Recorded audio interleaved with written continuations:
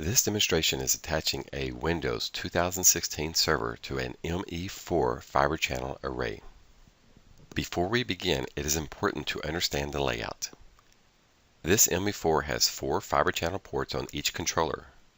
The fiber channel ports are cabled redundantly to 2 different fiber channel switches. The ME4024 is connected to ports 20 through 23 on both switches. Ports 0 and 2 on both controllers are connected to the first fabric, while ports 1 and 3 are connected to the second fabric. The server has a dual-ported fiber channel HBA with 1 port connecting to each switch.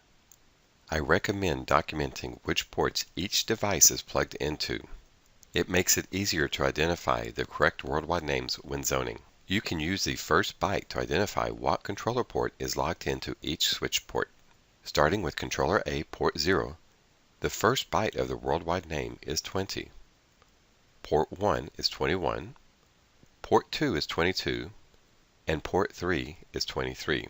Controller B continues with 24 through 27.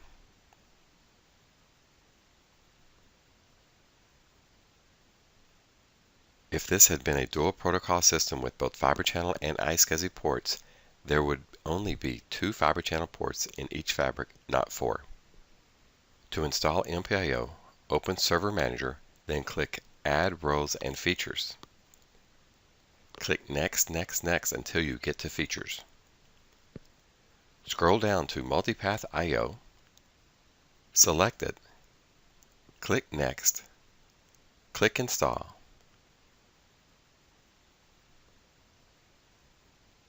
Click Close and then reboot the server.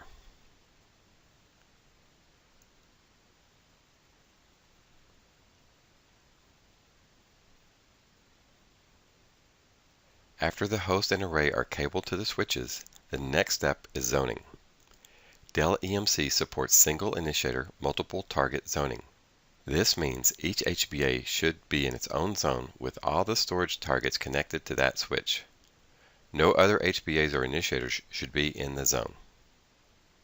Log into the first switch, click Configure, then Zone Admin. Click Create New Alias, enter a name, and click OK. Expand Ports and Attached Devices. Scroll down to the port number that the first controller port is plugged into. As previously discussed, the array is connected to ports 20 through 23 on both of these switches. Expand out the worldwide name to see the worldwide port name, which is underneath the worldwide node name. Highlight the worldwide port name and then the right arrow to move the worldwide name over. We can confirm this is port 0 on controller A due to the fact that the worldwide name starts with 20. I recommend updating your worksheet with the worldwide names for the devices. It will be especially important for the server's worldwide name when mapping volumes. Right-click the worldwide port name, click Copy, then paste the worldwide name into your worksheet. We will create an alias for the next controller port that is connected to switch port 21. We can verify it is controller B, port 0, by the worldwide name starting with 24. We will continue creating aliases for the other ports connected to this switch.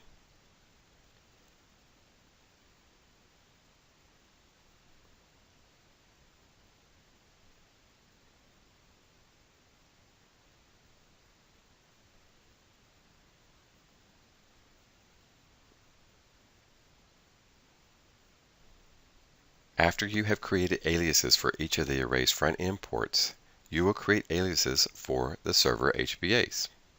In our case, each server has 1 connection to each switch.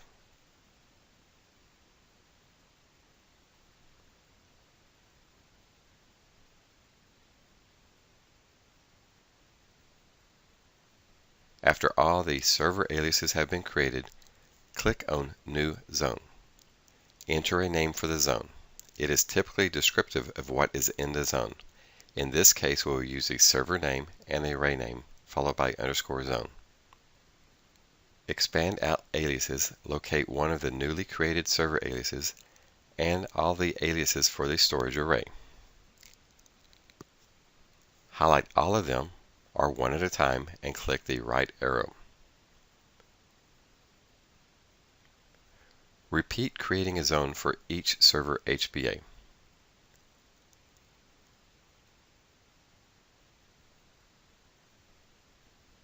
Next, click on Zone Config tab.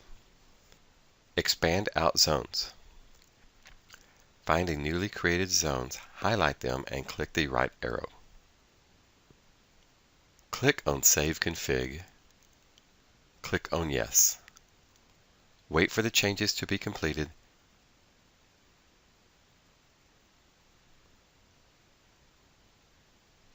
Then click on Enable Config. Click on OK. Click on Yes.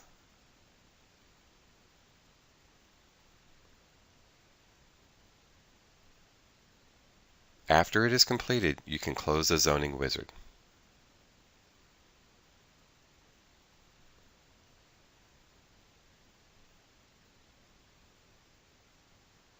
Repeat the zoning for the second switch.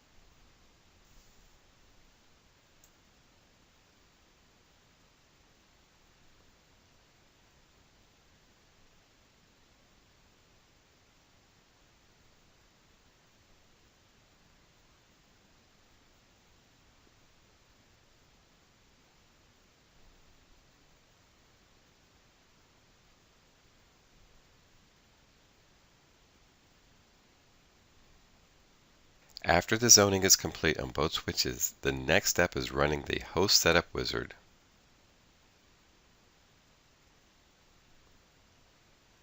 Log into the ME Storage Manager.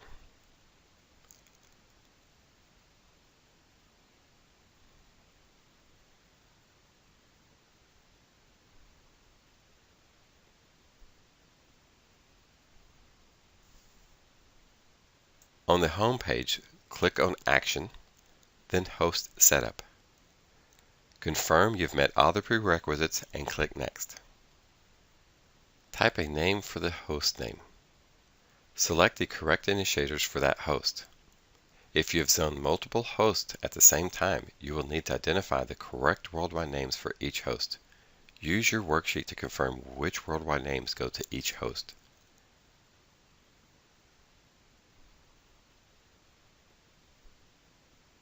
It is optional but recommended to update the nickname to something meaningful.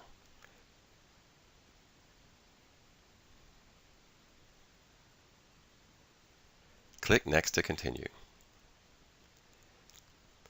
If this is going to be part of a cluster, you can either create a new host group or add to an existing one. This will be a standalone server, so I'm selecting Do Not Group This Host. Click Next to continue. By default, 2 100 gig volumes will be created, one in each pool. I recommend renaming the volume to include the server's name. You can edit the size, change pool ownership, add and remove the number of volumes to create. When you have the volumes how you want them, click Next. Notice the name didn't change? You actually have to click outside of the box for the changes to take effect. So click Previous and click into another box, then click Next. You can see the volume name change this time. Click Configure Host.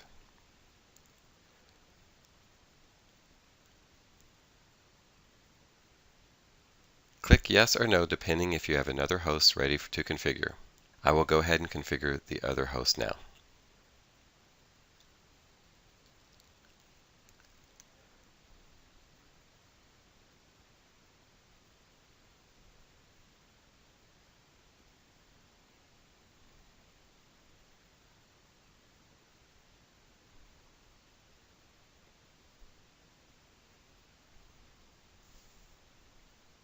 Again, I will only create one volume for this host, but this time I will assign it to the other pool to balance the load between the controllers.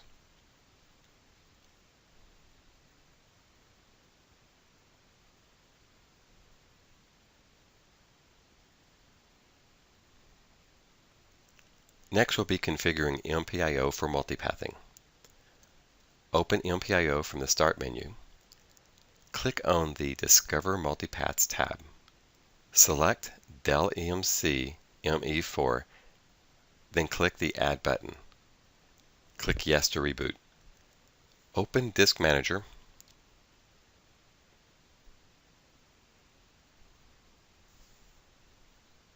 Right-click the new disk and bring it online. Right-click it again and choose Initialize Disk.